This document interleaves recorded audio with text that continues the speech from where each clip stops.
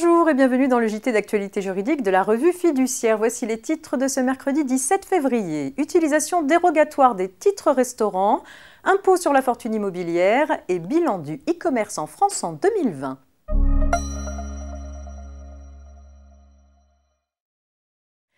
Un décret renouvelle jusqu'au 31 août 2021 les mesures dérogatoires relatives à l'utilisation des titres restaurants qui avaient été prévues par décret en juin dernier.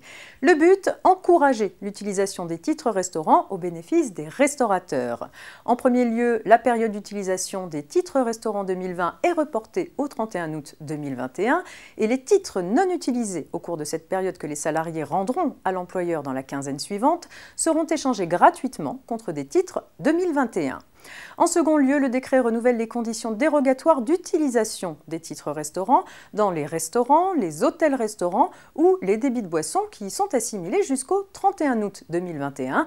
Par dérogation, il faut comprendre un plafond de 38 € par jour et une utilisation des titres restaurants, même les dimanches et les jours fériés.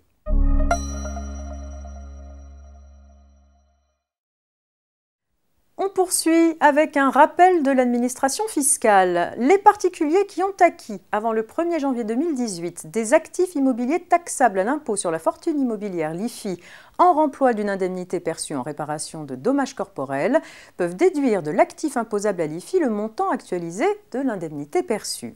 Cette disposition vient d'être rappelée par l'administration fiscale dans le cadre d'une récente réponse ministérielle. Cette actualisation est effectuée par application des coefficients d'érosion monétaire en ligne sur le site officiel impôt.gouv.fr.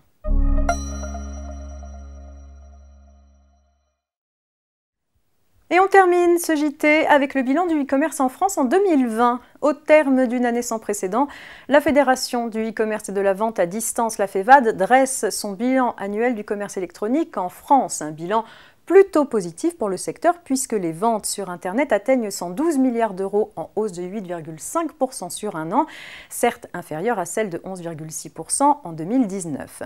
Malgré la crise, la progression des ventes en ligne a été soutenue en 2020 par la digitalisation accélérée du commerce de détail. La part du e-commerce dans le commerce de détail est ainsi passée en un an de 9,8% à 13,4%. De plus, le secteur compte 17 400 sites supplémentaires par rapport à l'an dernier. Les ventes en ligne ont permis à de nombreux commerces physiques fermés de conserver une activité. Leur progression est donc historique, plus 53% sur l'année avec des pics à plus 100% pendant les deux confinements. L'essor du e-commerce touche également les places de marché qui ont fourni un débouché pour de nombreuses TPE-PME. Leurs ventes ont progressé de 27%, soit 2 fois plus vite qu'en 2019. Le nombre global de transactions est en hausse de 5,8% sur un an. Néanmoins, la croissance des ventes en ligne ne profite pas à tous. Si la hausse des ventes de produits sur Internet est estimée à 32%, les services, en revanche, s'affichent en baisse de 10% du fait de la chute brutale des activités de voyage et de loisirs pendant la crise. C'est la fin de cette édition à réécouter sans modération sur notre plateforme de podcast rfplay.fr. Je vous souhaite une belle journée. À demain.